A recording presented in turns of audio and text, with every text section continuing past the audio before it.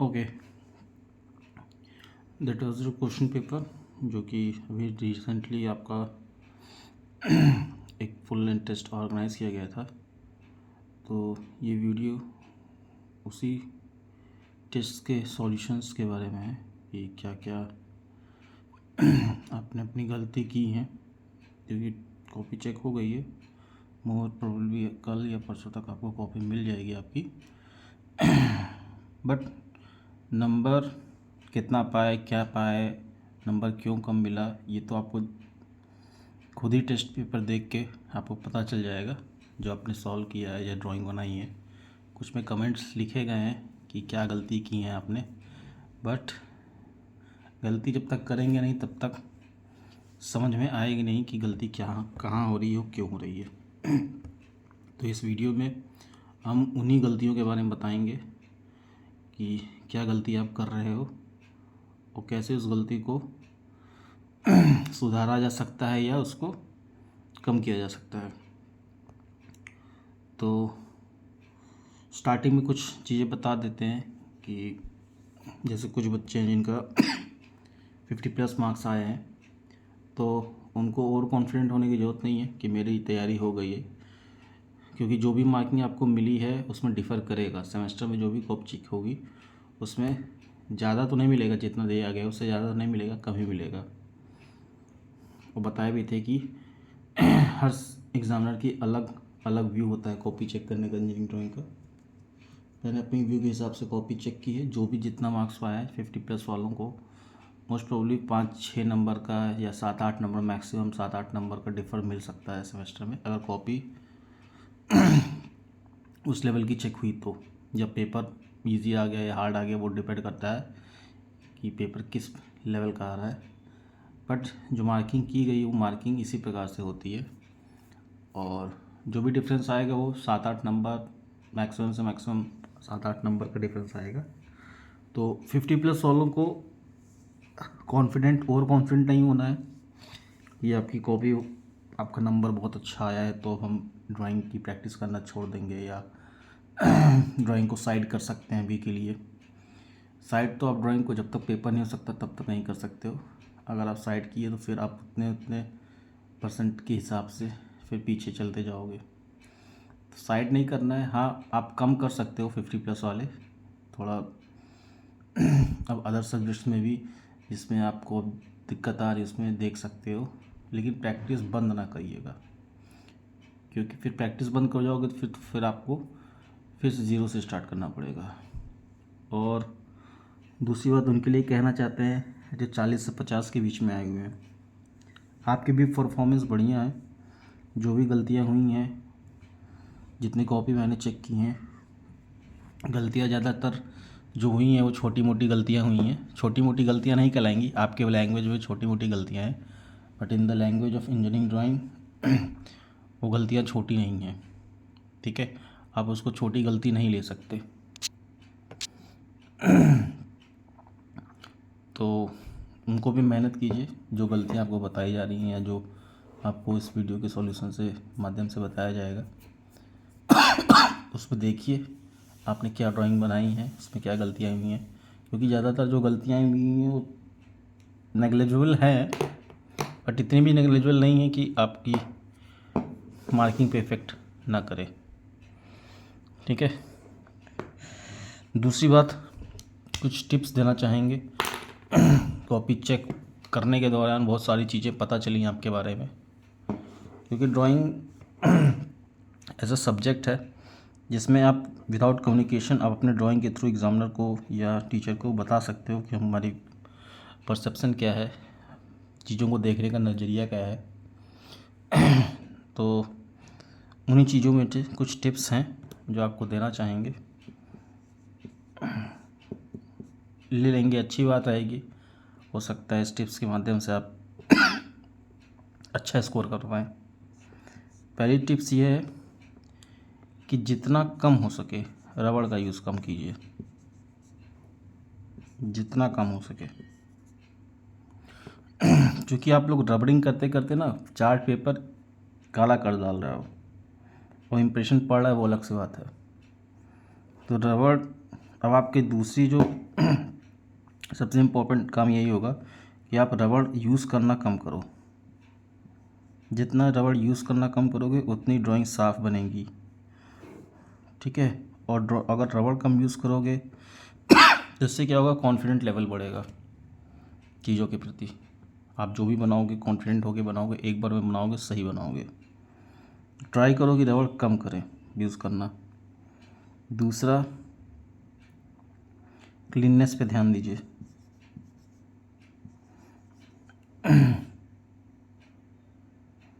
Cleanness का ध्यान देने का मतलब है कि आपको इसका भी मार्क्स मिलता है, क्योंकि आपकी जो कॉपी चेक हुई है टेस्ट वाली, इसमें उसका भी नंबर कटा है।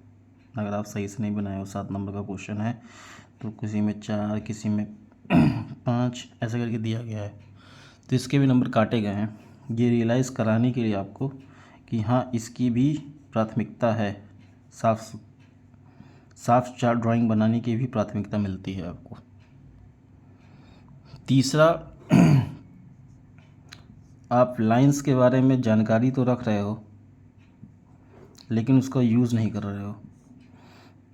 आप लाइंस पढ़ लिए, टाइप्स ऑफ लाइन, कितने प्रकार की लाइन होती हैं, थ्योरी पॉइंट ऑफ व्यू से तो आप तैयार हो,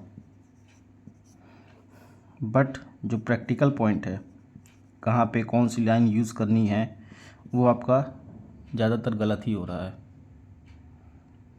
प्रैक्टिकल पॉइंट मतलब कहाँ पे डार्क लाइन यूज़ करनी है, कहाँ पे हिडन लाइन यूज़ करनी है, कहाँ पे थिन लाइन यूज़ करनी है। आप एप्लीकेशन पढ़ लिए, थ्योरी पढ़ लिए, सब कुछ पढ़ लिए, लेकिन जब तक इसको इम्प्लीमेंट नहीं करोगे तब तक चीज़ें फिर आपके हिसाब से नहीं चलेंगी। दूसरी बात, उसके बाद आता है लेटर राइटिंग के बारे में। आपको समझाया गया था कि लेटर राइटिंग कैसे किया जाता है। बहुत सारे बच्चों को इटैलिक लेटर लिखा गया है तो भी वो वर्टिकल लेटर ही बनाए पड़े हैं। उसमें लिखा था कि 20 mm का कैपिटल इटैलिक लेटर लिखना है, तो उनको पता ही नहीं है या अंदाज़ा नहीं है, उनकी हिंदी कमज़ोर है, इंग्लिश कमज़ोर है। इटैलिक मतलब होता है तिरछा, ठीक है। तो तिरछा लिखने के लिए वही एक मेथड बताए गए थे कि आपको एक बॉक्स बनाना है। बहुत से बच्चों को देखे हैं कि जो बॉक्स बना रहे हैं उसको भी डार्क कर दिए हैं, पता नहीं क्या दिखाने के लिए। लेंथ आपको लेनी अलग है। अब इटैलिक लिखना है तो इटैलिक में आप कोई भी एक लेटर उठाओ, उस लेटर को 15 डिग्री पे बेंड कर लो, एक लाइन बन गया। अब मान लीजिए आपको बी ही लिखना है तो ये बी बेंट हो गया, अब इसी के पैरेलल लिखते जाइए।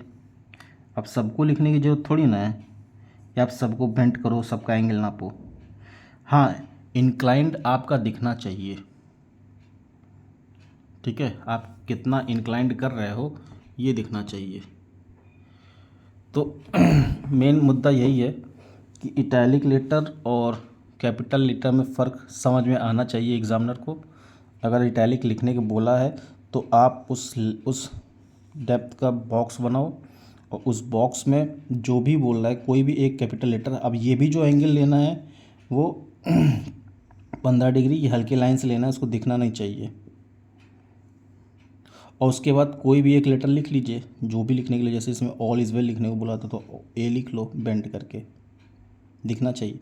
अब उसी के पैरेलल सेम वर्ड की स्पेसिंग दोनों में सेम होनी चाहिए, स्पेसिंग सेम होनी चाहिए।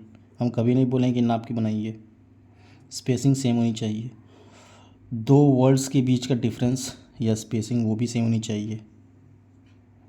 बहुत सारे बच्चों को देखें ऐसे इस प्रकार बनाए हैं, पता नहीं क्या इसमें डिज़ाइन बनाए हैं। तो डिज़ाइन नहीं बना बेटा, आपको सिंपली एक फ्री हैंड स्केच ड्राइंग बनानी है इंक्लाइन लेटर की, ऑल इज़ वेल। अब बस अभी डब्लू है, कुछ ऐसे डब्लू बनाए हैं, डब्लू बनाना कुछ और चाहिए था।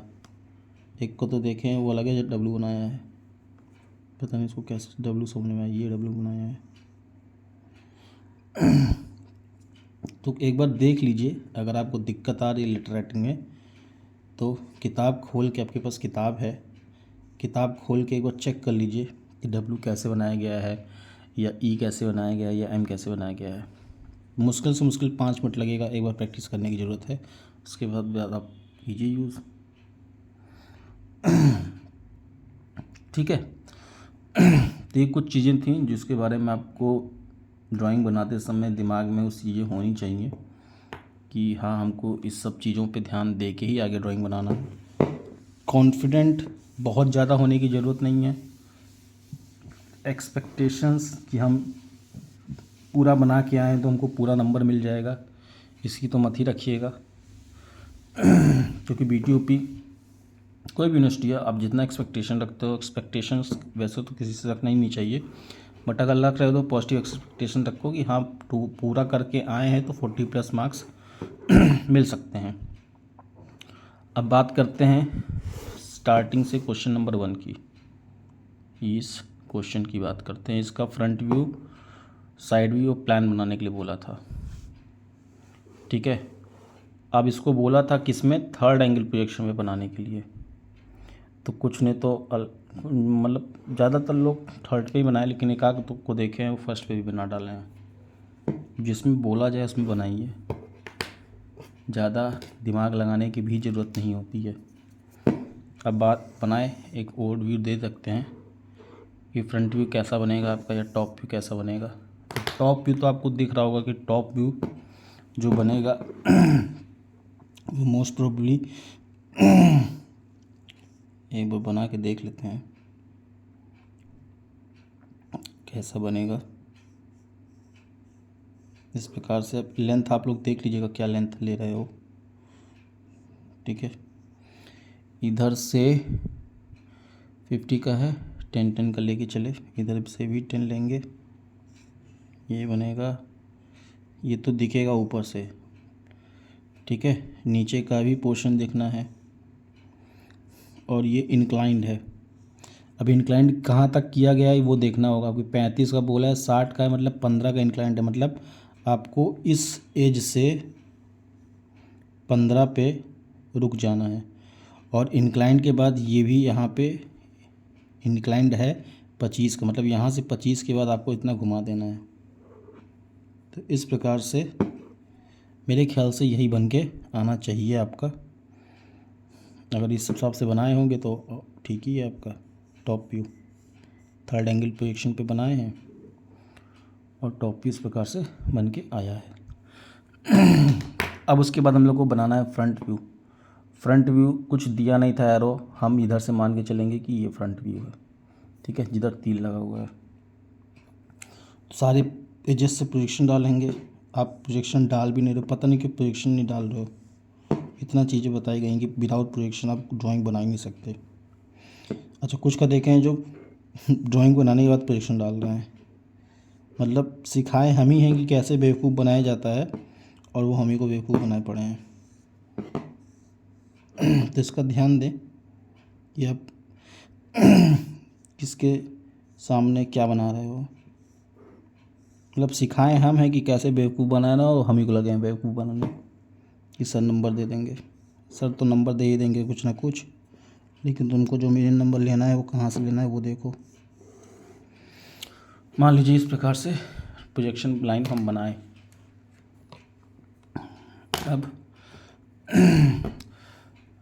अब आपको पता है कि फ्रंट व्यू बनाने के लिए आप इधर से देखोगे, ये फ्रंट व्यू देखोगे इधर से, तो इधर से आपको इसका एल तो पूरा दिखेगा किसी भी लेंथ का, ये एल तो पूरा दिखेगा जो भी हाइट इसकी दी हुई है कितनी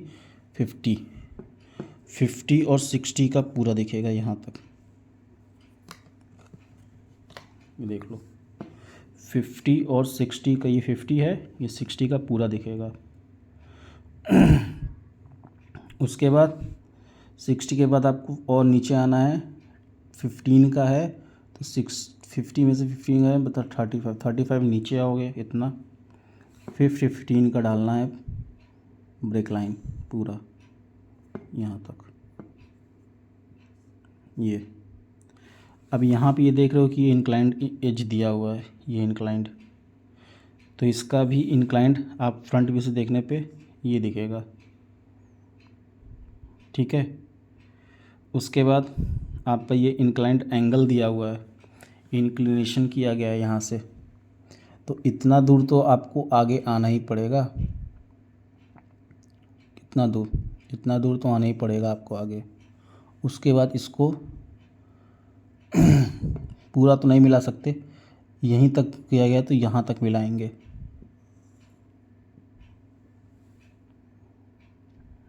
समझ में आ रहा होगा।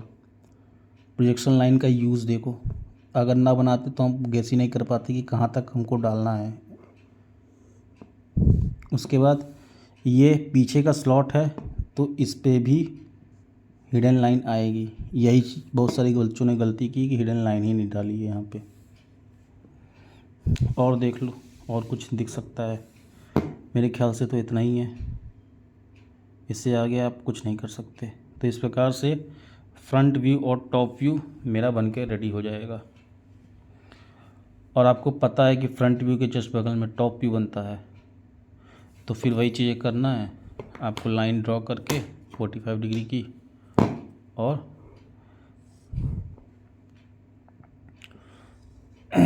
सारे एजेस से ड्रॉ करनी है। जब तक सारे एज को लोगे नहीं तब तक आपको साइड व्यू भी नहीं बन पाएगा। और 45 डिग्री की लाइन को इंक्लाइन करके यहाँ पे दिखा देना है। बहुत से बच्चों की मार्क्स बहुत कम है, इवन 10 के अंदर हैं, तो हो सकता है वो क्लास ना किए हों या हो सकता है उनको पूछने में दिक्कत होती हो।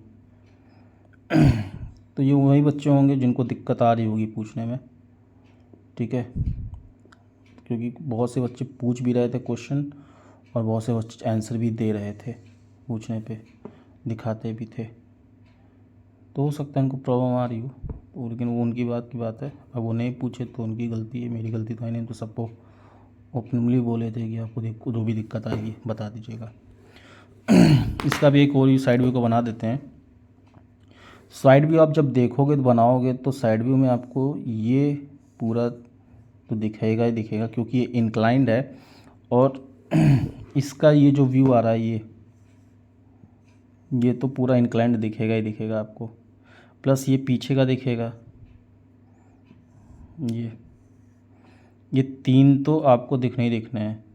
प्लस इस स्लॉट वाले का अलग से दिखेगा और ये स्लॉट का पूरा दिखेगा, क्योंकि स्लॉट पीछे नीचे तक है ओवरऑल। प्लस यहाँ पे जो आप बॉक्स बना रहे हैं, कुछ लोग बॉक्स यहाँ पे बना रहा है, कुछ लोग बॉक्स यहाँ पे बना रहा है, जो ब्लॉक्स बन रहा है वो यहाँ पे बन रहा है, इसको बीचों बीच, इस इंक्लाइंड के बीचों बीच। देख लो 25 का है ना, ये देखो यहाँ पे हाफ 25 और इधर भी 20, पूरा 50 है, तो 25 पे ही बनेगा बॉक्स, मतलब इसके इंक्लाइंड के एकदम बीचों बीच। तो इस प्रकार से ये बना के तैयार किया गया है। और स्लॉट में तो यही थे, पीछे के 2 स्लॉट्स जो हिडन है उन्हीं को दिखाया गया है। ये स्लॉट ये आए हैं, ठीक है, उन्हीं का स्लॉट दिखाया गया है ये। तो इस प्रकार से फर्स्ट, और ये क्वेश्चन कंपलसरी था। कुछ बच्चे क्या किए हैं, पहला क्वेश्चन किए ही नहीं है, और वो क्या किए हैं, पहला क्वेश्चन ना करके दूसरे का ए बी कर लिए हैं, तीसरे का ए बी कर लिए हैं, चौथे का पाँचवा कर लिए, छठा कर लिए हैं, और उनको लग रहा है कि उनका 4 कंप्लीट हो गया है। ये गलत फहमी में मत रहना। अगर आप क्वेश्चन नंबर 1 नहीं किए हो, इसका मतलब कि आप सिर्फ 3 ही क्वेश्चन अब कर सकते हो, और मार्किंग जो करेगा वो 3 क्वेश्चन की ही करेगा। अब क्या सही है क्या गलत है वो डिपेंड करता है एग्जामिनर के ऊपर। हो सकता है आपका ए सही हो बी गलत हो जाए, यहाँ पे दोनों सही हो जाए, तो इसको तो कंसीडर करेगा एक, पहला तो ये कंसीडर करेगा आप किए नहीं हो। 5वां 6वां किए हो सकता है आपका 5वां सही हो जाए, 6ठा गलत हो जाए, तो क्या करेगा नंबर, वो नंबर फिर इसको 0 देने से बढ़िया यहाँ पे कुछ दे दे 7 नंबर का, तो इसको कंसीडर कर लेगा चौथा क्वेश्चन आपका, और ये तीसरा तो आप किए ही हो। तो क्वेश्चन नंबर 1 तो करना कंपलसरी था, अगर आप नहीं किए हो तो आप अपने पैर पे कुल्हाड़ी मारे हो, ठीक है। बहुत से बच्चे हैं जो नहीं किए हैं, तो ये डिपेंड करता है। अगर क्वेश्चन नंबर 1 बोला है कंपलसरी है करना, तो आप नहीं करोगे तो वो कंसीडर करेगा उसको क्वेश्चन नंबर 1 कि आप क्वेश्चन नंबर 1 नहीं किए हो। अब आप अपना दिमाग लगाओ कि हम कहीं उसके अलावा कोई और क्वेश्चन कर लेंगे, तो वो नहीं माना जाएगा। दूसरा, लेटर राइटिंग के बारे में बता दिया गया है कि लेटर राइटिंग में क्या पूछा गया था। Single stroke italic capital letter तिरछे में लिखना था। बहुत से लोग देखे नहीं, सीधे सीधे लिख दिए। बहुत से लोग लिखे भी हैं तो इतना गंदा लिखे हैं कि नंबर कटा है।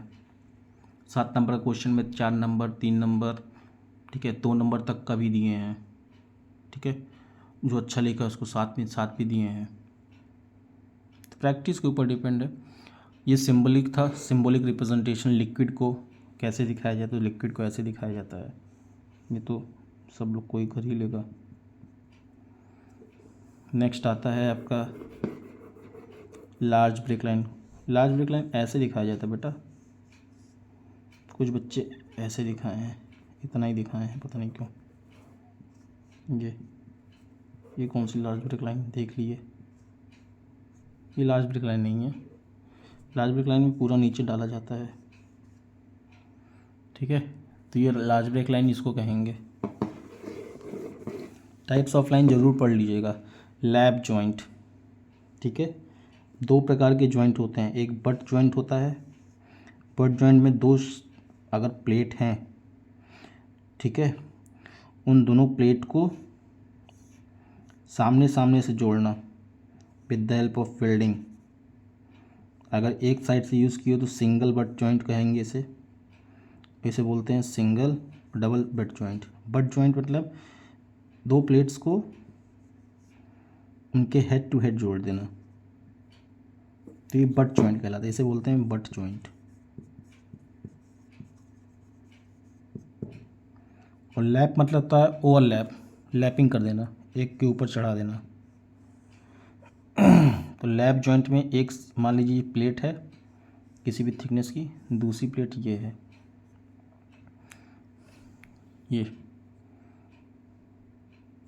ये बट जॉइंट हो गया। अब ये लैप जॉइंट, इसको भी वेल्डिंग के थ्रू वेल्ड किया जाता है, सिंगल भी किया जाता है, डबल भी किया जाता है। तो लैप जॉइंट दिखाया गया था, तो लैप जॉइंट में इसको बनाना था आपको, ध्यान दीजिएगा आगे से। उसके बाद फ़ैन है। अब फ़ैन बताया गया था इस प्रकार बनाने के लिए, कुछ बच्चे इसको लटका भी दिए हैं। अपना अपना खुराफाती दिमाग, जहाँ पे जो कर दो। एल्युमिनियम मेटल की कैटेगरी में आता है, तो बॉक्स में रख के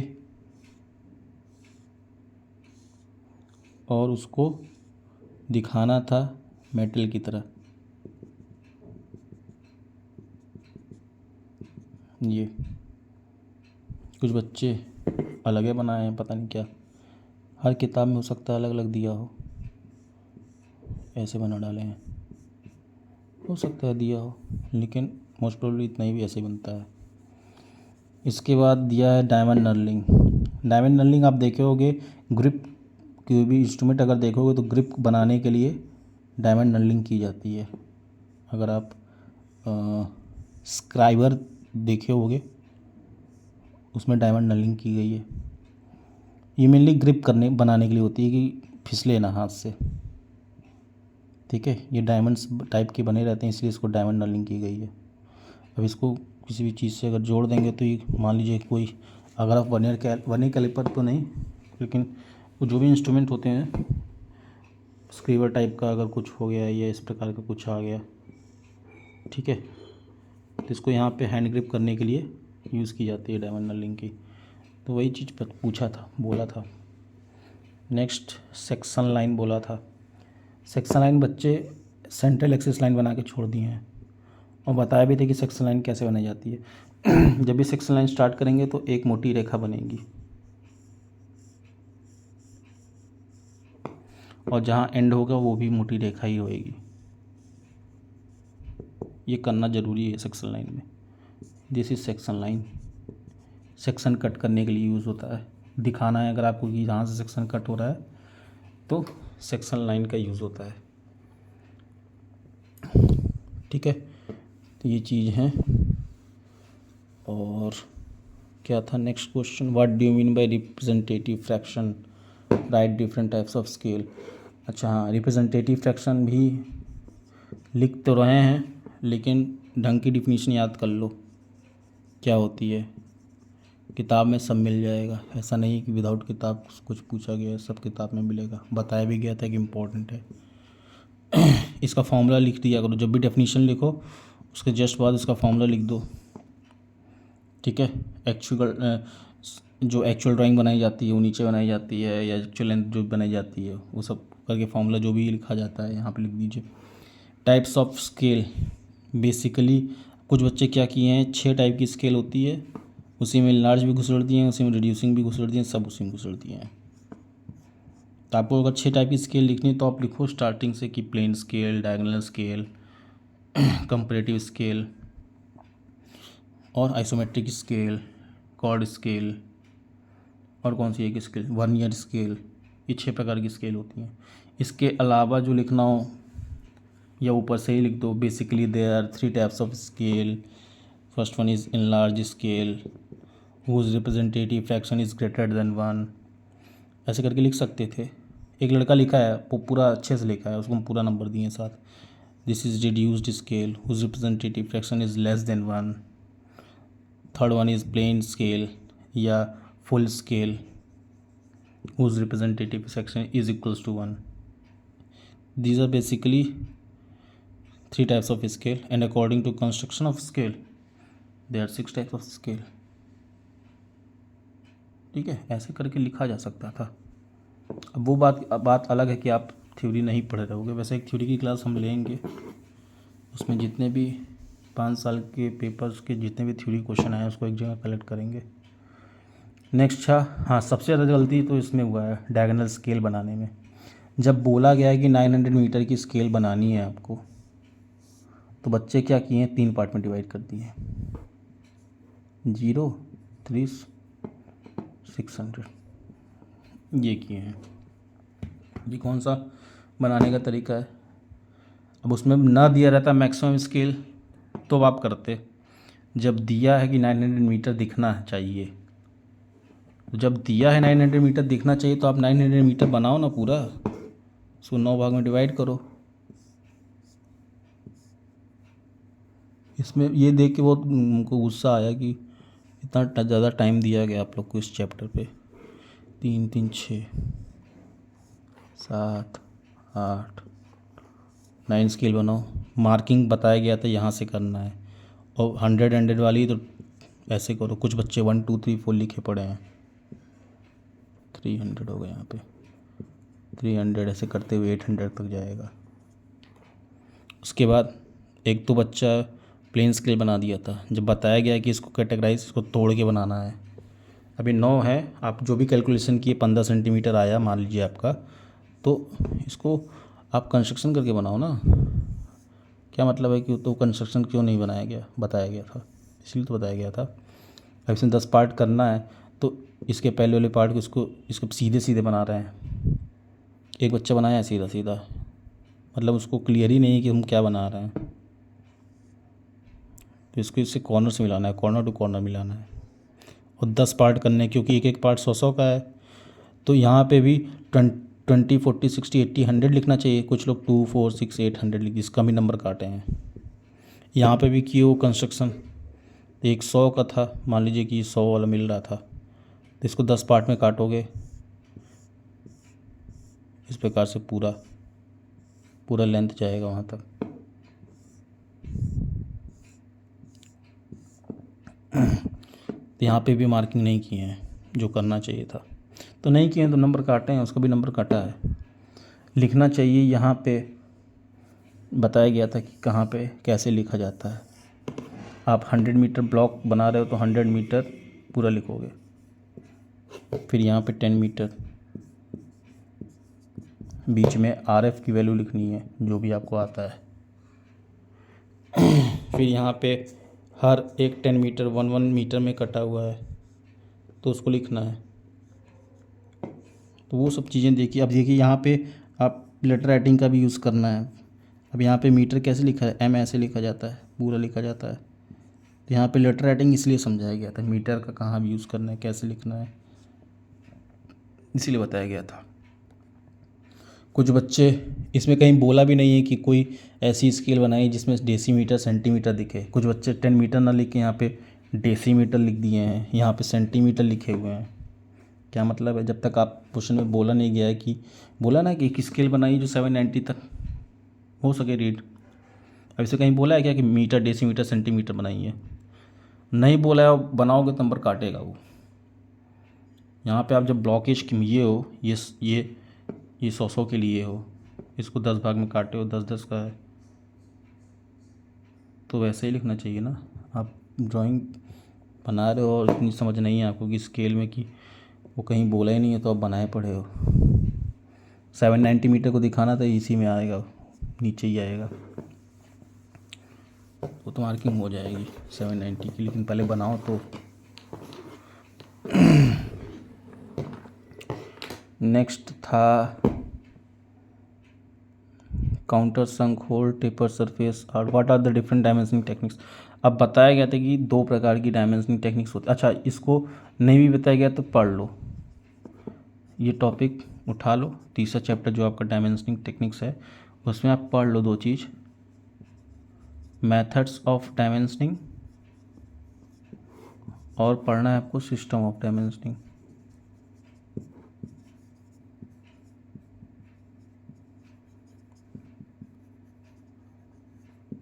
ये 2 टॉपिक्स पढ़ लेना।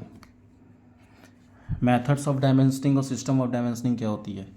मेथड्स में 2 मेथड्स होते हैं, एक अलाइंड मेथड होता है, एक यूनिडायरेक्शनल मेथड होता है।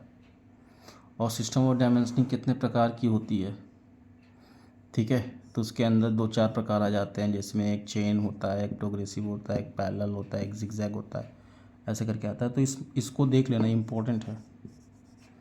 हो सकता है ना बताएं हूँ, लेकिन आपको थ्रू टेस्ट आपको बताया जा रहा है कि ये 2 टॉपिक्स पढ़ लीजिएगा। इसके साथ साथ अगर टाइम मिलता है तो प्रिंसिपल ऑफ डायमेंशनिंग भी पढ़ लीजिएगा। कुछ क्वेश्चंस को हम दिखाएंगे जब थ्योरी क्लास लेंगे, ठीक है। तो इसमें डायमेंशनिंग टेक्निक्स में एक पहले ये पढ़ना है, principle of dimensioning, method of dimensioning और तीसरा सिस्टम ऑफ डायमेंशनिंग। इसको देख लीजिएगा। थ्योरी आएंगे, ऐसा नहीं है कि थ्योरी नहीं आएगा, नहीं आया थ्योरी वो आपके लिए अच्छी लग हो जाएगा, अच्छा कहलाएगा कि थ्योरी नहीं है, लेकिन आएगा ज़रूर। अब इसके बाद बोला गया था काउंटर संक होल, ये तो लगभग सभी बनाए बताए भी थे, तो उसको बताने की जरूरत नहीं। टेपर्ड सरफेस में दिक्कत आई है बच्चों को, ये फ्रस्टम ही एक तरह का टेपर्ड सरफेस है। मान लीजिए इसकी डायमीटर D1 है, इसकी डायमीटर D2 करके है, यहाँ पे दिखाना पड़ेगा। कितना टेपर्ड किए हैं उसको भी दिखाना पड़ेगा, टेपर्डनेस रखे कितने हैं, ये थीटा एंगल पूछा है, बोलेगा कितना है, इसकी वैल्यू निकाली जाती है, theta is equals to D1 minus, अगर इसकी लेंथ L दी हुई है, ऐसे करके निकालते हैं। वो बात की बात है, आपको दिखाने के लिए बोला था कि कैसे दिखाया जाता है, तो इस प्रकार से दिखाया जाता है और टेपर्ड लिखा जाता है, कितना टेपर्ड दिया गया है 1:10। यहाँ पे थीटा दिखाया जाता है, कि किताब में भी मिल जाएगा टेपर्ड। आर्क के लिए बताया ही गया था कि आर्क इस प्रकार से काटा जाता है, और जब आर्क काटा जाता है तो इसकी रेडियस भी दी जाती है। कुछ बच्चे आर्क बना के छोड़ दिए हैं, इसकी रेडियस भी दी जाती है इस प्रकार से करके R2, और बीच में ये इंडिकेट करता है सेंटर की तरफ। मान लीजिए सेंटर है, यहाँ पे लिखेंगे R2, ये आर्क का डायमेंशन दिया जा रहा है कि 2 mm रेडियस की एक आर्क काटे हैं, एक्सटर्नल इंटरनल जो भी आर्क काटे हैं। नेक्स्ट आपका फोर्थ का ये रेगुलर पेंटागन बनाने के लिए बताया गया था, कुछ बच्चे हेक्सागन बना दिए हैं। हाँ, पेंटागन जब भी आप बनाओ तो जो कंस्ट्रक्शन कर रहे हो, या तो सर्किल के अंदर बना रहे हो, जैसे भी बना रहे हो, तो आपके ऊपर डिपेंड करता है आप कौन से मेथड से बना रहे हो। जब भी कंस्ट्रक्शन करो तो उसको मिटाओ मत, जो भी कंस्ट्रक्शन करो उस कंस्ट्रक्शन को दिखाओ और हल्का दिखाओ। इसको डार्क ज़रूर कर देना जो भी पेंटागन बनाए हो। इसका भी नंबर काटे हैं हम वैसे, जो डार्क नहीं किया, डार्कनेस का भी ध्यान दिए हैं, क्योंकि भाई देखो हम पढ़ाए हैं और टाइम दिए हैं आपको समझाने में, तो नंबर हम काटेंगे उसका। तो वो बात की बात है, आप सेमेस्टर में जाइए भूल जाइए, एग्ज़ाम नहीं काटेगा नंबर, वो बात की बात है। लेकिन मैंने टाइम दिया है, समझाया है आपको कि टाइप्स ऑफ लाइन में क्यों लाइन कितने प्रकार के होते हैं, तो मैं नंबर काटूँगा, साफ सीधी बात। यहाँ पे मेरा राज चलेगा। नेक्स्ट फोर्थ का B, पेंटागन पिरामिड बोल दिया गया था, एक बच्चा पिरामिड की जगह प्रिज्म बना दिया है। नहीं, इसमें नहीं बनाया है, क्वेश्चन नंबर 6 में बनाया है। तो करना था आपको, कितने का था, बेस साइड 40 का था, 40 का एक पिरामिड या पेंटागन, जो भी आपको पेंटागन पिरामिड बनाना, तो पेंटागन आपको बनाना था, जैसे बनाते 108 डिग्री वो सब नाप के बनाना था, और उसको एक बॉक्स के अंदर बंद कर देना था। इसका वीडियो भी बनाए थे, फिर से बताना बेवकूफ़ी है, ठीक है। और वर्टिकल बेस बनाने को बोला गया था, तो वर्टिकल बेस बनाने के लिए आपको वही करना था कि लाइन लेके 30 डिग्री की। अब ये डार्क, इसमें भी डार्कनेस का ध्यान दिया जाएगा, इसमें जो भी रेड था, ठीक है, ये रेड था 30 डिग्री, ये भी रेड था 30 डिग्री। फिर आप पूरा काटे पीटे जो भी किए, जो सब वीडियो में बताया गया है। जो भी आप पिरामिड बनाओ, जब भी पिरामिड बनाओ तो जो सरफेस सामने दिख रही है, मान लीजिए कि पिरामिड बन गया है और हम एक पिरामिड पहले बना देते हैं, पिरामिड का बेस बना देते हैं। मान लीजिए कि इस प्रकार हम एक बेस किधर बन रहा था, इधर बन रहा था ना, इस प्रकार से बेस बनाए पिरामिड का। तो ये मान लीजिए अगर आपको एपेक्स मिल गया, तो देखिए इधर से देखने पे आपको ये साइड डार्क दिखेगा, ये साइड डार्क दिखेगा, लेकिन ये जो पीछे के एजेस हैं वो हिडन हो जाएंगे, दिखेंगे नहीं, तो उसको आप हिडन दिखाइए, ठीक है। सेम ऐसे ये दिखेगा, ये भी आप हिडन कर सकते हो। जैसे आप बना दिए, अगर डार्क कर बना दिए तो मिटाने की जरूरत नहीं है कि उसको मिटा के हिडन करें। अगर डार्क नहीं बनाया तो इसको भी हिडन कर सकते हो। और अगर नहीं किए कि मान लीजिए बाई चांस भूल गए करना, तो ऐसा नहीं कि नंबर कट जाएगा। लेकिन ध्यान दीजिए, आगे के जो एज दिखते हैं बस उन्हीं को डार्क कीजिए, पीछे वाले को ये एज इन सबको हिडन रखने की कोशिश कीजिए।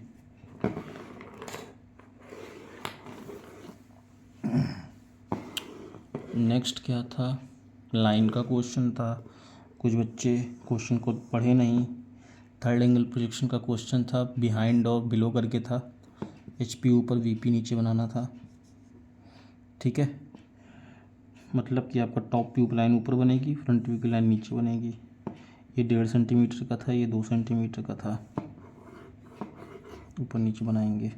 क्या क्या लाइन थी, A डैश B डैश, ये A डैश ये A था, ये A डैश था, और लेंथ ऑफ आर्क दिया था 8 सेंटीमीटर दिया था। तो आपको टॉप व्यू ऊपर बनाना था, 6 से 8 सेंटीमीटर आर्क लेना था। अभी डायरेक्ट नहीं बना सकते थे लाइन, बनाने का तरीका आपको पता ही होगा सब।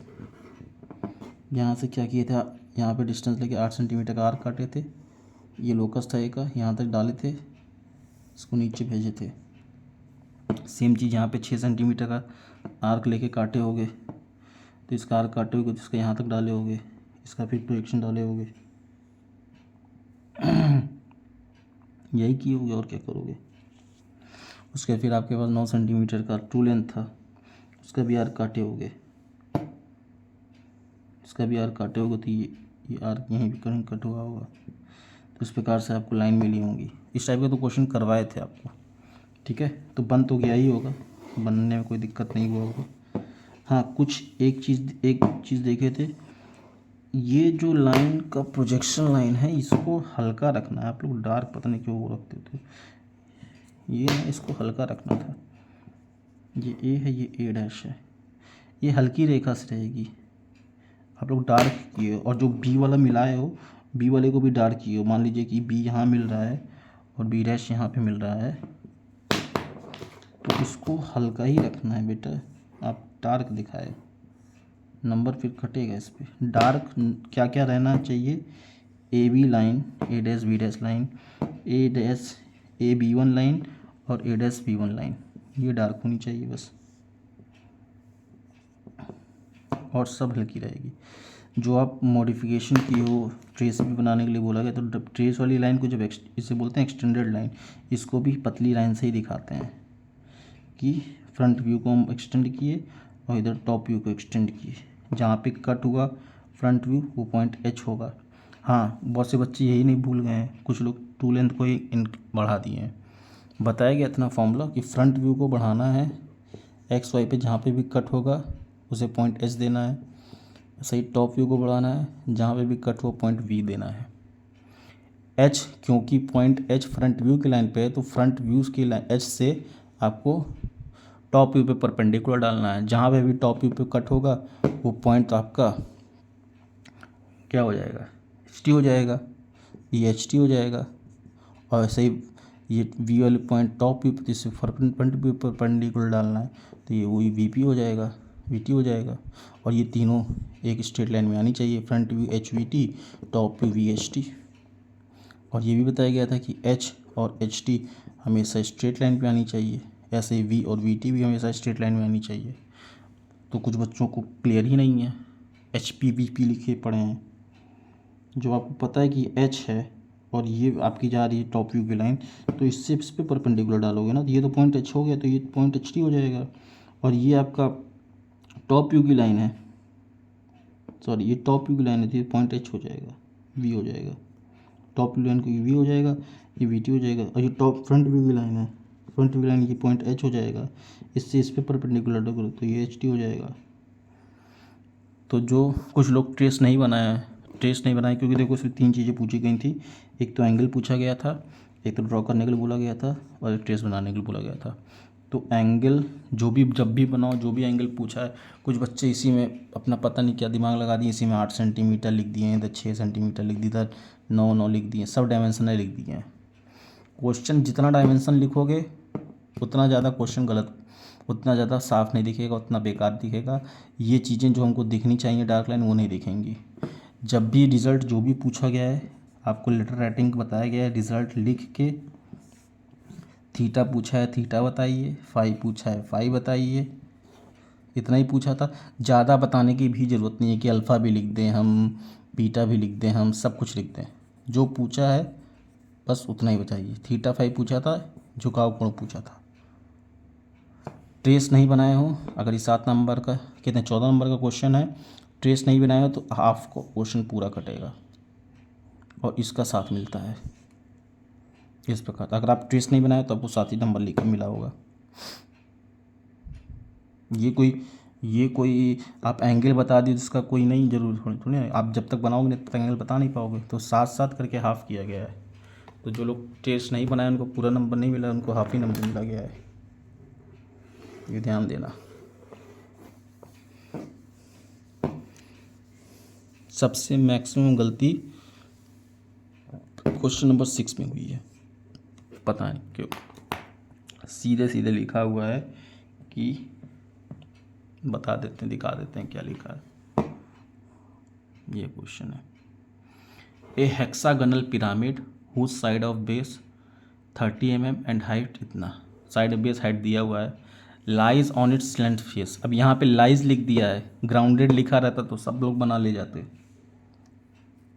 Lies on its slant face पे एच पी पे रखा है, तो आपको बताया गया था एच पी पे रखा है, और आगे पढ़ लो। And edge of base line gone, उसका स्लैंट फेस एच पी पे रखा है, और बोला है कि वो बेस जो एच पी पे पड़ा हुआ है वो बेस को 45 डिग्री पे इंक्लाइंड करना है, वी पी पे इंक्लाइंड है, तो प्रोजेक्शन बनाने के लिए बोला गया है। अब यहाँ पे कुछ पता चल रहा है कि कौन थर्ड एंगल पे है कि फर्स्ट एंगल पे है, बताइए। यहाँ पे तो कुछ ऐसा बोला नहीं है, आगे है पीछे है ऊपर है नीचे है, ठीक है, इसमें तो कुछ नहीं बोला। तो हम बोला गए थे कि जब ऐसा कुछ ना दिखे तो आप सीधे फर्स्ट एंगल बना लो। अब फर्स्ट एंगल पे बनाने पे आपको बोला है कि स्लैंट फेस एच पी पे है, तो स्लैंट फेस एच पी पे तो आप ट्रू शेप ऑफ बेस इस पे बनाओगे ना। और कौन सा बनाओगे, बेस वाला बनाओगे, हेक्सागोनल पिरामिड, हाँ बेस वाला बनाओगे इस प्रकार से। इसकी मार्किंग कर दो 1 2 3 4 करके। और पिरामिड है तो फिर तो करना ही पड़ेगा, कॉर्नर टू कॉर्नर मारो, ओपी मिल जाएगा। अब ये फेस की बात कर रहा है, ये फेस एच पी में पड़ा हुआ है। जब फेस एच पी में पड़ा है तो ये भी तो एच पी में पड़ा होगा। यही बोल रहा है कि जो base side of base, whose side of base and यहाँ पे देखो slant face on H P लिखा है and edge of base lying on H P. वो एज कौन सा एज? एज ये 1 2 एज का बात कर रहा है। वो एज जो एच पी में पड़ा है उसको makes an angle 45 degree with V P. अब वी पी में 45 बना रहा है तो वो एच पी में बनना होगा। तो आप एच पी में कैसे बना दोगे उसको? इसको कैसे वी पी में बना दे रहे थे?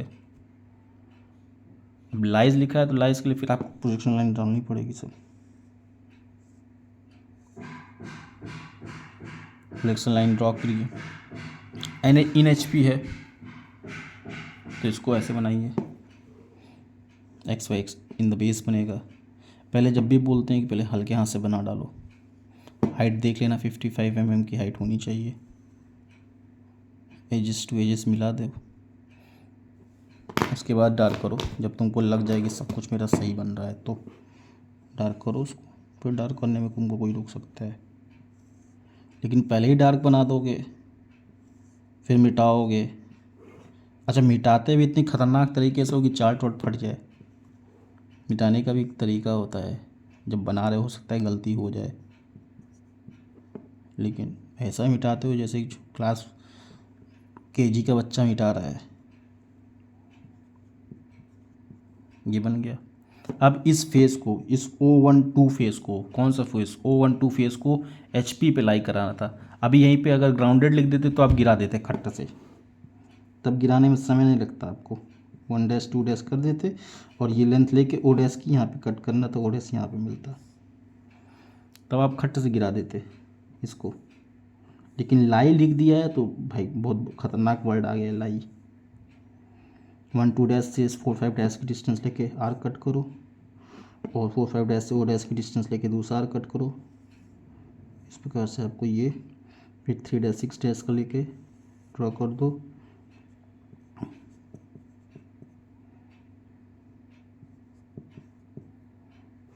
ये बन जाएगा। इस टाइप के क्वेश्चन बहुत से कराए हैं, पता नहीं क्या। मतलब इतना मेहनत करने पे बावजूद अगर आप लोग क्वेश्चन गलत करते हो तो तुम समझो अभी नहीं समझ में आएगा तुमको। वैसे अभी तो तुम्हारी स्टूडेंट लाइफ है, अभी तो घूमने टहलने की उम्र है। लेकिन जब गलती से टीचर बन गए ना तब समझ में आएगा क्या होता है। साल भर जब आप एक चीज़ पे मेहनत करो और फिर मेहनत टेस्ट के थ्रू दिख जाए कि आप कितना मेहनत कर रहे हो। अब सारे पॉइंट्स गिनो इसमें। 1 व्यू बदल रहा है, पॉइंट भी चेंज हो जाएंगे। 3 1 4 1 5 1 6 1 और ये O1 और P1 भी तो है साथ में, P गया हो गए, ये P1 यहाँ पे आएगा। हम नाम नहीं लिख रहे हैं, आप लोग नाम लिख लीजिएगा। पहले बाउंड्री पॉइंट्स को मिलाने हैं।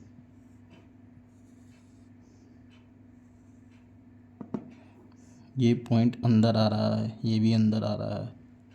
अब आप देखो यहाँ से क्या दिख रहा है।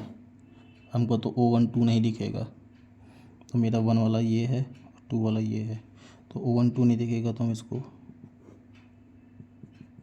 हिडन कर ले रहे हैं। ये तो डार्क होगा ही होगा बीच में, क्योंकि हिडन को डार्क ही काटेगा, और ये भी डार्क हो ही जाएगा क्योंकि डार्क इससे मिलाना ही मिलाना है। 5 मिनट में बन के तैयार हो गया। ये एक्सिस लाइन हो जाएगी। अब बात कर रहा है, क्या बात कर रहा है कि वो फेस, वो एज जो HP में है वो VP से 45 डिग्री पे इंक्लाइंड है। तो VP से 45 डिग्री पे इंक्लाइंड है तो HP में 45 डिग्री बनेगा ना। और वो बेस एज है क्या? वो एज 1 2 एज है, क्योंकि 1 2 O मिलके उस ट्रायंगुलर फेस बना रहा था। वही ट्रायंगुलर फेस को हम यहाँ पे गिरा दिए हैं। तो बोला है कि जो एज मिल रही है HP पे, ट्रायंगुलर फेस पे रखने पे जो एज मिल रही है बेस की 1 2, उसको 45 डिग्री इंक्लाइन किए हैं। कुछ बच्चे यहाँ तक बनाए हैं, नो डाउट कुछ बच्चे यहाँ तक बनाए, हमको नंबर भी दिए हैं आधा। लेकिन वो क्या कर दिए हैं, वो एक्सिस को बढ़ा दिए हैं कि एक्सिस को हम बढ़ाएंगे। एक्सिस कहीं बोला ही नहीं था, वो एक्सिस को बढ़ा के उसको 45 डिग्री पे इंक्लाइन किए हैं, जो कि गलत है। आपको बेस बोला है, एज बोला है, तो एज वालों को बढ़ाना पड़ेगा। एज को बढ़ा के 45 डिग्री की लाइन ड्रॉ करेंगे और सारे प्रोजेक्शंस नीचे की तरफ डालेंगे हर पॉइंट से। एक पॉइंट से प्रोजेक्शन नीचे की तरफ डालेंगे और with the help of this figure आप इस पे आर्क कट करोगे। जैसे इस पे 1 2 O इन एक्स वाई है तो ये नया हो गया, तो ये 1 2 O इन एक्स वाई मिलेगा। ऐसे करते हुए सारे पॉइंट्स मिलेंगे। यहाँ पे सारे पॉइंट्स को जोड़िए। जोड़ने की वही बात बताए गए थे, पहले बाउंड्री जोड़ना है, फिर बेस बनाना है, दिख रहा है तो, नहीं तो एज बनाना है, फिर एक्सिस बनाना है। उसके बाद जोड़ के यहाँ पे जो भी फिगर आ रहा है बनाओ उसको, फिगर को। यही चीज़ें बताई गई थी। इसके बावजूद अगर आप गलत कर रहे हो तो it's not my mistake, it's your mistake कि आपने प्रैक्टिस कम किया है। और उसका आपने कितनी प्रैक्टिस की है, कौन कितना डिज़र्व करता है, वो आपको टेस्ट के थ्रू बताया गया है। और इसको एक हमको हम ये मानेंगे कि टेस्ट जितना दे सकते हो दो। अभी 1 2 टेस्ट अगर डेट रही, टाइम रहा तो और लेंगे फुल लेंथ, क्योंकि वो डर भगाना है एग्ज़ाम में बैठ के, घबराने वाला डर। बैठो एग्ज़ाम में तो एकदम फुल कॉन्फिडेंट होके बैठो, गलती ना हो, दिमाग में चीज़ें बैठाए रखो कि टीचर जो जो बताया था वो चीज़ें गलत ना हो। बाकी नंबर क्या है, इट्स जस्ट सम डिजिट्स, ठीक है। लेकिन वो डिजिट आपके रिपोर्ट कार्ड पे जब आएगी तो उसी से आपको परसेंटेज आपका पता चलेगा कि कितने पानी में हो। कहने के लिए तो आसान है, इट्स जस्ट नंबर, लेकिन वो बहुत मायने रखता है आज की डेट में।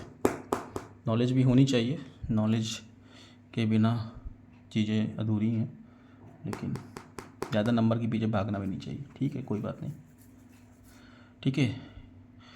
इतना देखिए, समझिए, पूरा वीडियो देखिए, समझ में आएगा अच्छा लगेगा, नहीं समझ में आएगा तो और अच्छा लगेगा। जिसको जो देखेगा पूरा वीडियो उसको चीज़ें समझ में आएंगी क्या बात है। अब 2x 1x स्पीड से देखोगे तो घंटा कुछ नहीं समझ में आने वाला, ठीक है।